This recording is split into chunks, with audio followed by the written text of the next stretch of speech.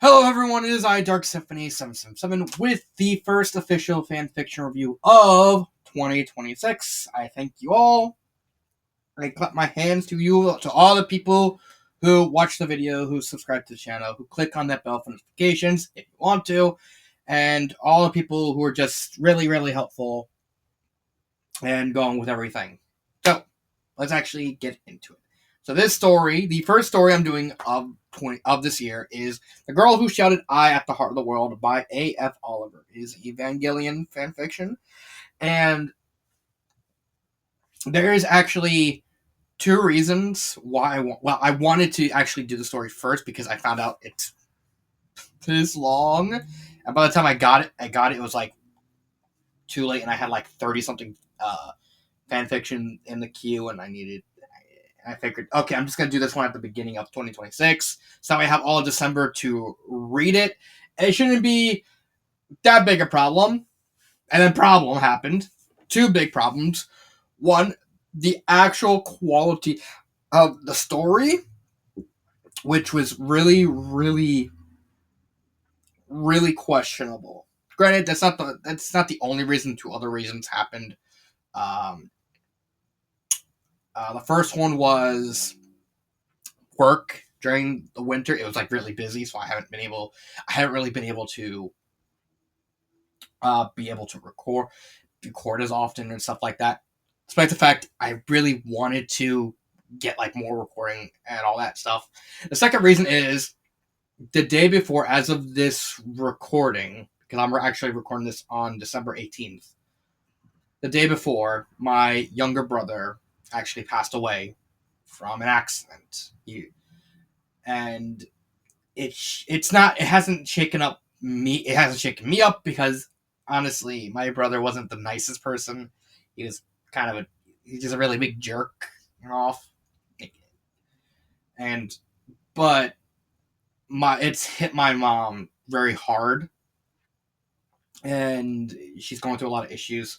So I don't even know if the first month or two with the recording is going to be stable because of that. Because I'm going to be moving states, and I need to help take care of my mom, because now her heart because so she can help grieve over the death and all that. And and that's I wouldn't be able to. I had to give up my job. It honestly doesn't help, because where I'm living is really, really shit. I have to call the health department, but more or less, the main reason why I stopped reading the story, I wanted to read the whole thing, and I was hoping, okay, it would take all month because the story is so long. But I got all the way up to chapter 40. I finished 40 chapters, so I finished the majority of the story. So if you want to criticize me for not finishing the story, you are free to do so. But just understand that there was, because of all these factors outside of it, and what I'm going to say about the quality of the story, just had burned me out, and not wanting to finish reading the story. But I hope I should have been far enough in the story that I'm accurately able to figure out what's going on and dissect the whole thing. So what is the plot? At its heart, this story is a Peggy Sue story. It's a very unconventional Peggy Sue story, but it is by definition a Peggy Sue story. In short, if you don't know anything about the end of Evangelion, for context, the main character Shinji's father sets up this whole thing called the Third Impact, the Human Instrumentality project, to essentially combine all of humanity into like one gelatinous being, sort of. It's really weird. It legitimately is very weird. It's very hard to describe. I can't describe it accurately. And this character you see right here, Rei Ayami, is basically the heart of that. So at the beginning of the story, Rei is in essence the closest thing to God. She gives the power over to control everything to Shinji because she's starting to have feelings for him. It's like, okay, what do you want, Shinji? It's like he wants everyone to be happy. So Rei gives all the power to Shinji. Shinji, in essence, ends the whole thing. And Rei thinks, okay, I'm going to die now. However, she is stopped by Shinji's mother, Yui, or I have no idea how to pronounce that, Yui, who is actually the soul of Evangelion Unit number 01, who is also the other key to the entire project, because the whole reason why Shinji's father did this is to basically just reunite with his wife. Yui basically offers Rei an out. I will send you back to a beginning, and then you can hope to try and prevent this whole thing from happening, and you can get your happy ending to be with Shinji. Rei takes that offer and is sent back to the beginning of Evangelion from the anime. Here's the big twist when it comes to the story in terms of why I said sort of a Peggy Sue, because the Rei that is the main character, in essence, the main character of the story, is from the Evangelion manga. I was actually informed by a commenter who said, "Oh yeah, this is from the Rei in this story is from the manga." It's like I actually didn't know that, so I actually want to thank the person who mentioned that. Thank you for that. The Rei in the story is from the manga, and then when she goes back in time, she actually goes back in time and enters the continuity of the anime. Now, I don't know if everyone knows this because it's not well known, especially like specific animes. There are some animes out there that actually debut as animes first. The first ones I think of are Big O. Big O is obviously an anime first. I actually looked it up a couple of weeks ago. Precure technically was an anime first. The manga actually came out a couple months later, but technically Precure started as an anime first and then quickly became a manga. Yu-Gi-Oh! Passed the first show with Yami. It's like everything with Jaden and Yusei. That was actually an anime first and then became a manga. But Duel Monsters was manga, then anime. Evangelion is basically known as like the first anime to start as an anime and then became a manga. It actually started. That's how it actually became a manga. It got so big as an anime. So it's like we're just gonna adapt this into a manga and change a lot of stuff around to make it more streamlined. And it's basically what happens in the story. Rei is determined. It's like, okay, I'm going to prevent the third impact from happening. Try and convince Gendo from actually going through with it, so that way he can, I can get my happy ending. Shinji can get his happy ending to be able to connect to his father. Genji can technically move on past the death of his wife and all this, yes.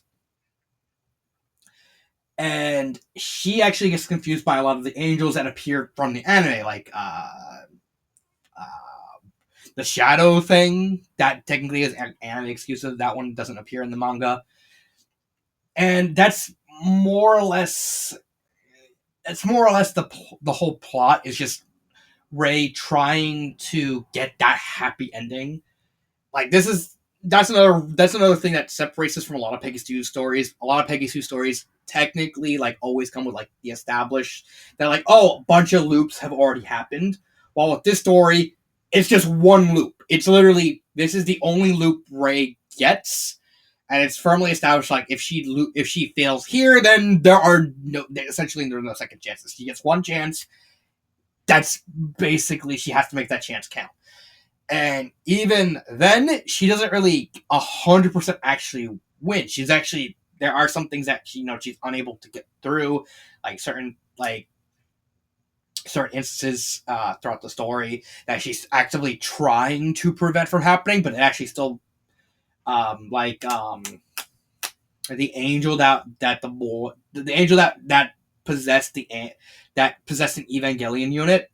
she's actually trying to prevent that from happening, but then she realizes I literally can't stop that from happening because of like so many circumstances outside of her control that she physically cannot stop it. It's like, okay, maybe I can at least save the boy, because apparently in the manga the boy actually dies. So it's like, okay, maybe I can just stop, at the very least, stop him from being hurt. Maybe it's like, get the plug out.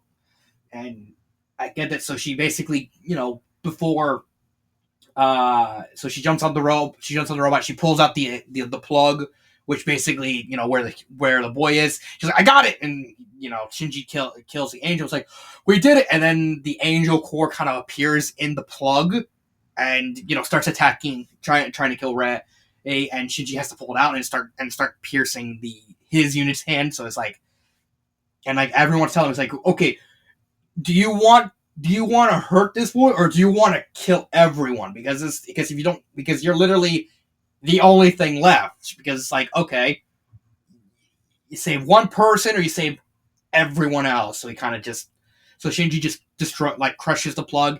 He saves the boy. I don't know if he dies after, because he's still like in like extreme care by the time of chapter 40.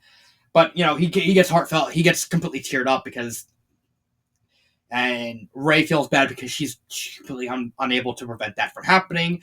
I think it is a neat twist on like the Pegasus, the idea of showing a loop where the characters actively trying to prevent stuff from happening, but like extremely different circumstances, because everything plays out different in the anime, is like preventing her from actually getting involved in the stuff that happens in anime, since they like the Shadow Angel, since she doesn't know what this angel's capable of. She has no idea how to actually prevent whatever happens from happening. So it is a neat wrinkle on the plot, and I know for a fact, based on like what I read, that she does get the happy ending. She does prevent Third Impact. She does prevent the Instrumentality Project. The Last Angel, I think, also survives and kind of starts dating Asuka. That's from what I think happens. Correct me if I'm wrong on that. I think, she technically gets her sort of happy ending. She gets to be with Shinji and all that. I think it is a good story from a pure plot point. I think it is a good idea. The problem is the writing itself. I'll get to that when I get to the pacing, because that's usually where I talk about the actual writing, and it's actually very relevant. So let's just get to the characters and the other issue I have with the story.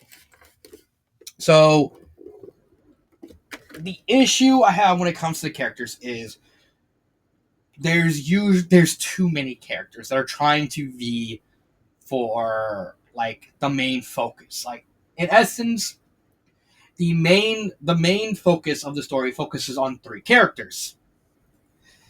They are Rei Yagami, Shinji Ikari, in essence the main character of Evangelion, and Ritsuko Akagi. These are in essence the 3 focal characters that the story makes sense to focus on, because these are the 3 that kind of push the entire plot forward.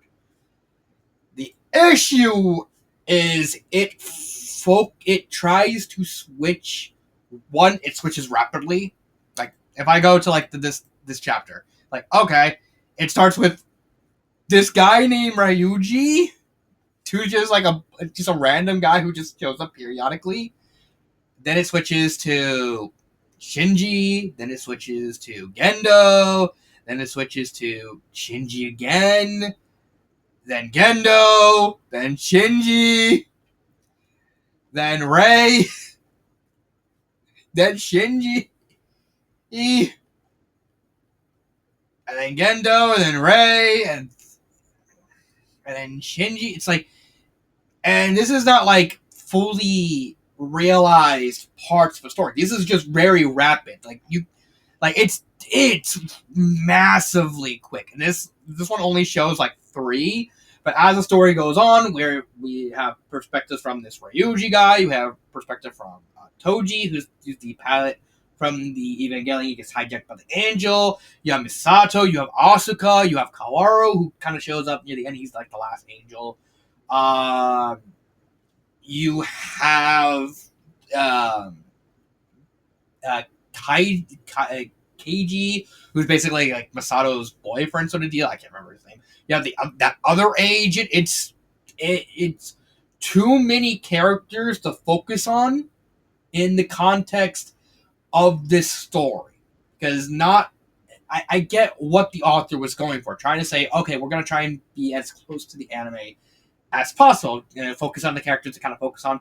Problem is, when you're doing it this rapidly with this many characters, especially since there's a big issue with this story with padding. Unironically, this story has a metric ton of padding.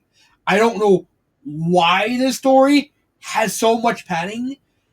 It just does. And a lot of padding actually has to do with, usually with any time the story doesn't focus on Rei, Shinji, or Ritsuko. Anything to do with Gendo is more or less padding. Anything that focuses on Asuka, until at least Kaworu shows up, is technically padding, because you're just going like, oh, this part of the episode focuses on Asuka, so we're gonna focus on Asuka. The problem is, in the context of this story, it doesn't make sense, because you're taken away from the main trio, the trio that the story should focus. You need to pay attention to who should be the focus, and try and focus on that.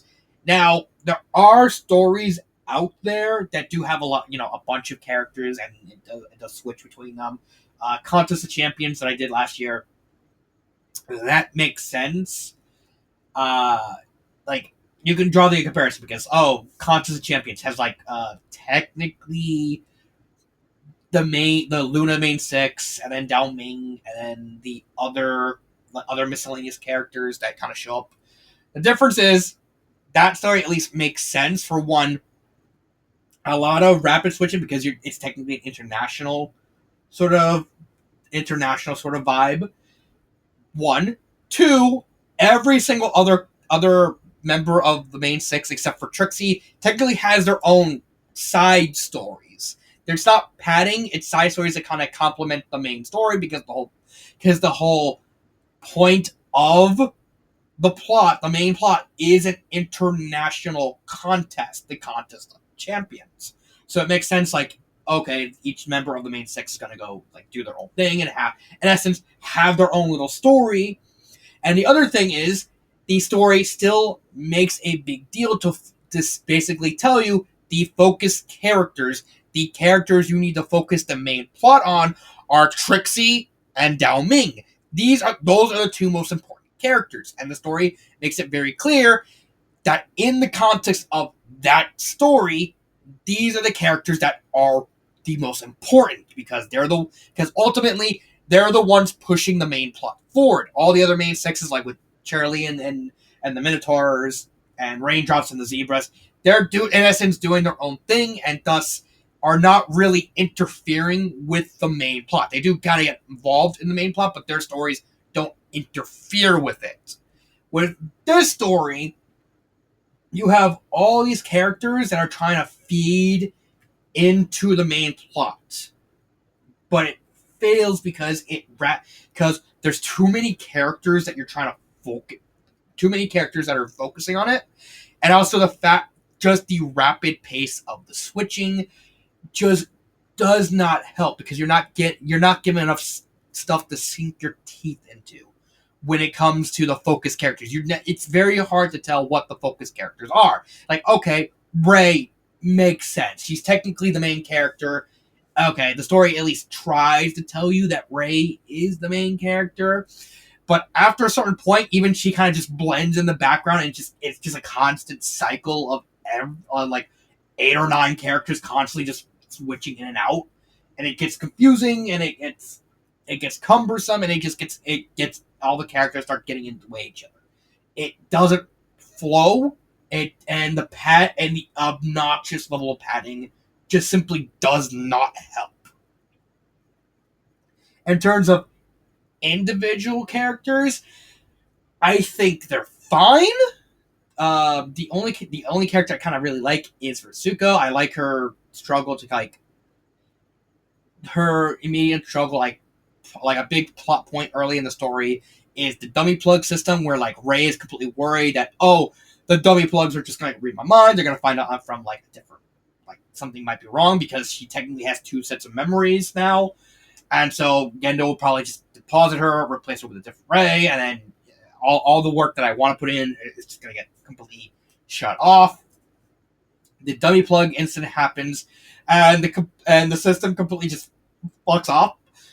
And Ritsuko's like, "What the hell's going on?" She even tests like on Shinji and Asuka. That's like, oh, nothing's really wrong with them. Why is it not working for Ray? So she's just, and so a big chunk of like the chapters in like the late teens and 20s are just her trying to figure out what is going on. Why is it glitching out with the dummy system? And then in the 30s, she basically finds out.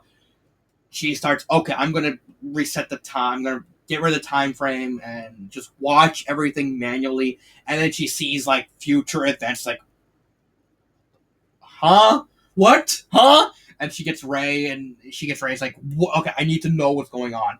And then Ray eventually just tells her, and Ritsuko completely just like has a mental breakdown because now she doesn't know who to trust because she sees herself dying, getting shot in the heart by Gendo, and she sees like everything, all the future events, like with like the last of the Angels, like Asuka getting mind fucked and not being able to pilot, like Shinji accidentally having to kill his friend, and it causes her to have like this massive conflict of interest because now it's like now I want to help Ray prevent this because now she actually has knowledge of what's going to happen, and then she sees Gendo drunk on the floor, and now it's like, what do I do now? Because now Gendo's like acting completely just bumfuck, completely different. I don't know if I want to help him. I don't know if I want to help her. I do think it is a neat character arc with her conflicting loyalties as the story progresses. I think that's neat. Ray's character being like acting as like a robot because that's in essence that's kind of what her character is. She's not an actual robot, but she kind of behaves like a robot because she kind of was like biomechanically killed, not killed, biomechanically built by Gendo, and she has like a bunch of clones in like a safe place.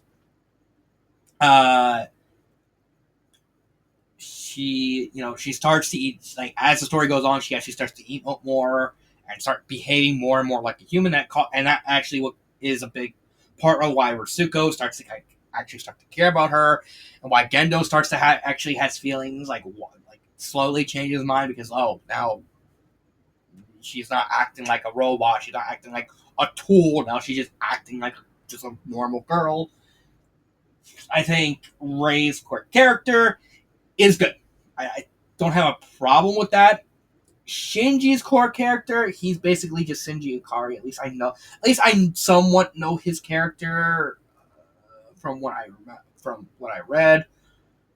He's fine too. Out of the three main characters, he's definitely the weakest.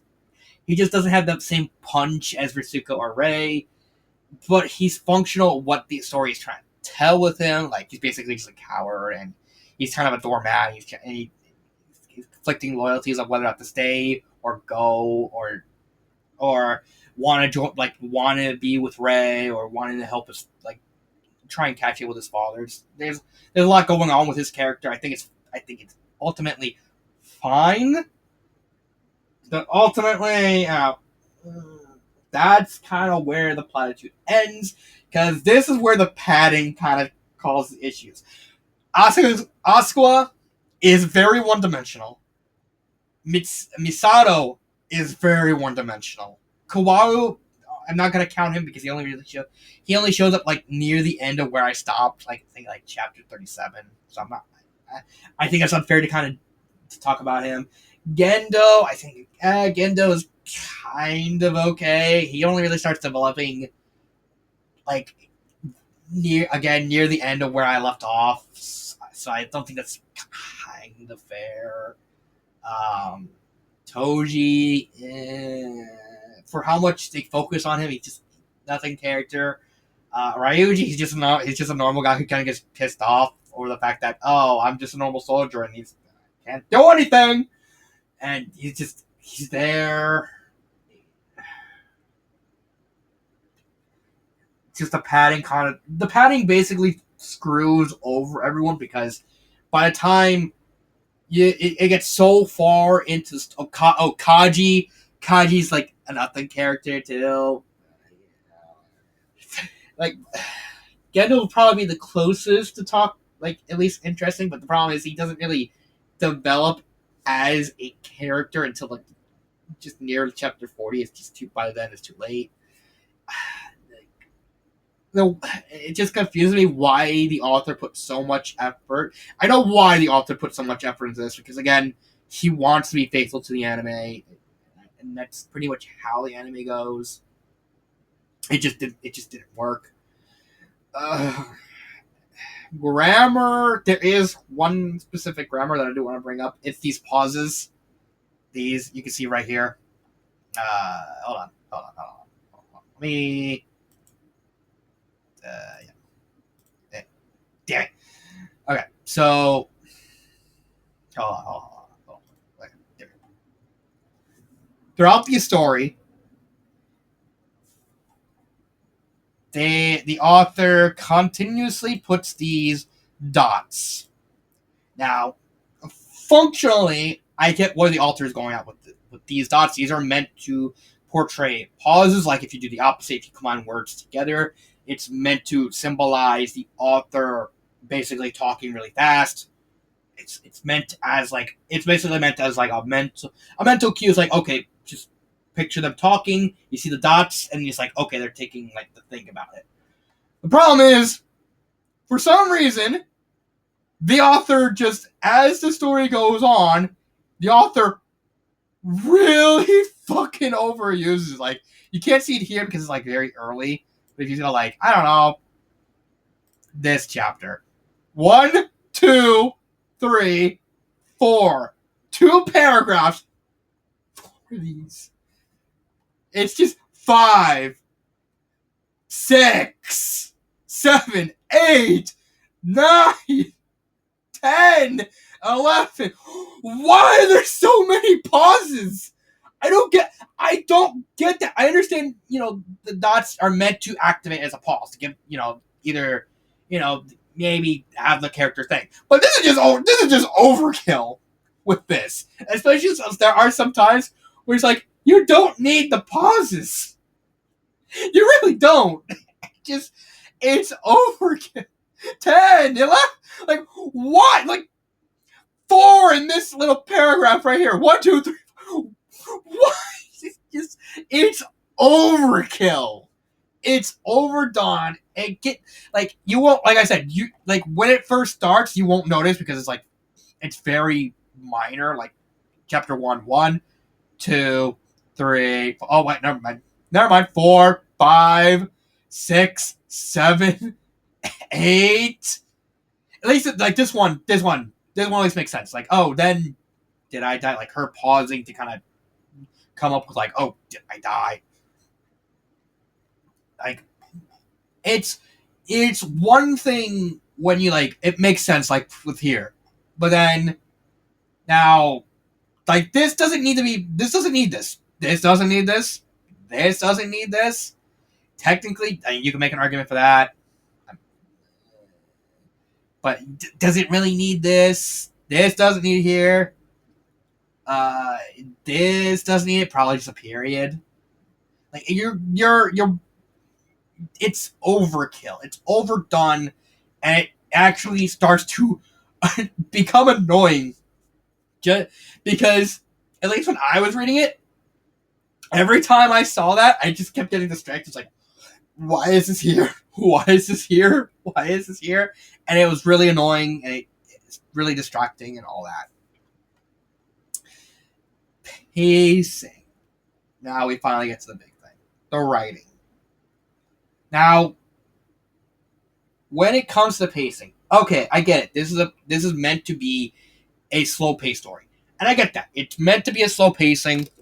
I do think the padding just slows it down way, way too much. It makes it very, very hard to read because there's just a lot of stuff that just doesn't happen. Then a minor push on the plot, and then a bunch more stuff that just drags. It is really annoying. But then we get to the actual writing itself. I what do I have to say about this writing? What is this writing? What this writing has to be the most mechanically uninteresting writing I have ever read. It is soulless. It is emotionless. In all honesty, this reads like, I know for a fact this didn't exist at the time, but this legitimately does read like it was typed out on a cheap chat GTP prompt. And that's and I know like I said, I know for a fact this wasn't how it wasn't put through a prompt. It's probably the author writing the whole thing. But it does read like it. Like, okay, so like, oh, okay, you have a conversation happening, and then like a bunch of prose. Sorry, I mean, this story does also dip into purple prose a lot, which is just a shit scene. It's like, okay, this is interesting, and then it starts to continuously go on this purple, like this word. I keep saying purple prose. Keeps going on this prose where you get these long stuff. Like, okay, I can understand that. But then when you have dialogue, and then you have it at the end of dialogue to kind of just have it. Hold on. I'm gonna go to a different chapter. This one. Yeah, like this. Yeah, like this. Like it's so overtly tell that it's just not funny. Like, yeah, right here. What could she be summoned to Nura for without the rest of them? Usually, if they had tests, they would notify it far in advance. Like, it's repeatedly like you have these several sentences of prose, and then it's like, oh, I see, with more dots. And it's like it keeps happening, and again, it keeps dragging the story down because it's just so much unnecessary stuff. And and especially when you're trying to evoke emotion, this is technically a drama story. And the problem when you're trying to do this overtly mechanical style writing is that ultimately, at least to me, when I read a story and I read prose, I read dialogue, I read all this, you're supposed to rate, like, you feel the emotion radiating off the writer. This is something anyone can theoretically do. It takes a long time to figure it out. Like, it's just something that kind of just comes with lots and lots of practice. It takes time, and it takes like a lot of reading in order to understand, the emotions kind of radiating off the words. With this story, I don't feel anything. I have never been so apathetic to any story before. Even like Misconceptions, because you can make the argument like, oh, Misconceptions is another like insanely long story that kind of has at least the same structure. At least with that story, I can feel the emotion, like when like Blossom is crying and showing her heart out to Brick. You can feel the emotion. With this, I can't, like, it doesn't matter what character the story focuses on, I can't feel anything. I cannot feel a sense of any emotion. I can't feel happiness. I can't feel sadness. I can't feel anger, grief, anything. And it doesn't. And there are times in the story where the author tries to invoke emotion, but the problem is the mechanical style of writing just continuously gets in the way and like you can physically, like, you can't physically see it, but like sort of like metaphorically see that the writing is choking out all the emotion because it's so mechanical. Now, the mechanical style of writing does work for Rey because again, she's a very mechanically type character. So it kind of fits with if the story is focusing on her. The problem is the author stretches it to everyone. It's the same style of writing for everyone, which also makes it so much worse when there's so much padding and so many characters that constantly get switched in and out. It legitimately makes everyone feel the same, and that's even hard to do because I can't feel anything from the story. I can't feel the world and the characters and the emotion coming off because the writing itself just chokes it all. And that is a shame because if the writing was more vibrant, like at least like depending on which character it focuses on, the writing style at least would change up a bit. I would actually be able to feel the emotion coming off of it and understand, have be able to start emotionally connecting with the story.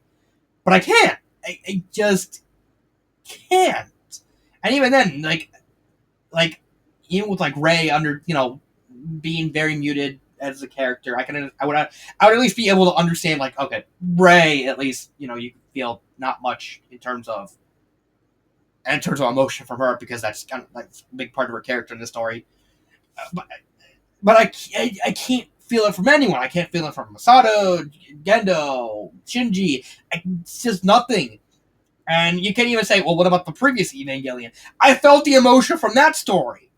Like that, I could actually feel I could actually sympathize with like everything going on for Shinji. I can feel like the anger from Asuka when she doesn't get her way, or when her and Shinji are fighting. I can actually feel the emotion from that, but it's just I can't feel anything from the story.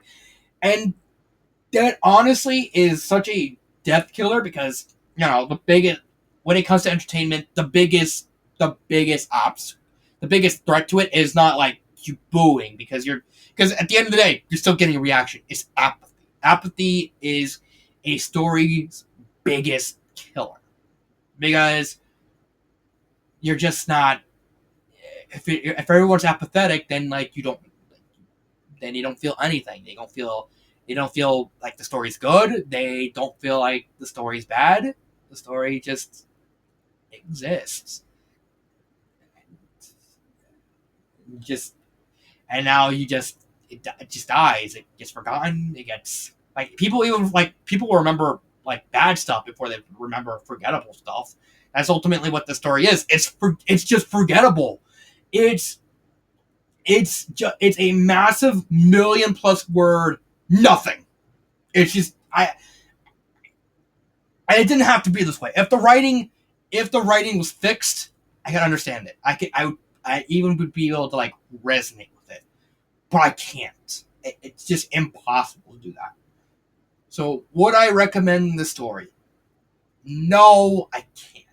It has some good ideas, but the writing, the actual writing itself, just gets in the way of everything. It legitimately does.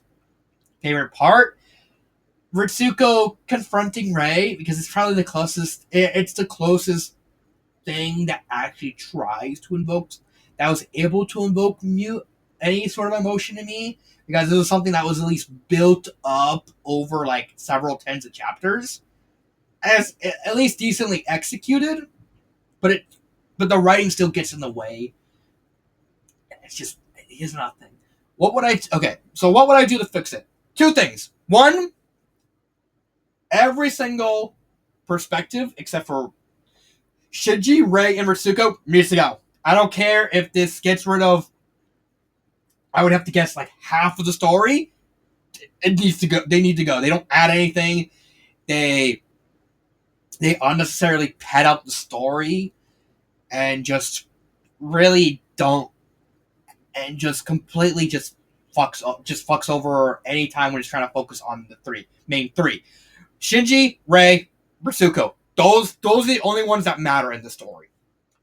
The other thing is fix the writing. If you want to keep the mechanical writing, keep it for Rei because it makes perfect sense for Rei.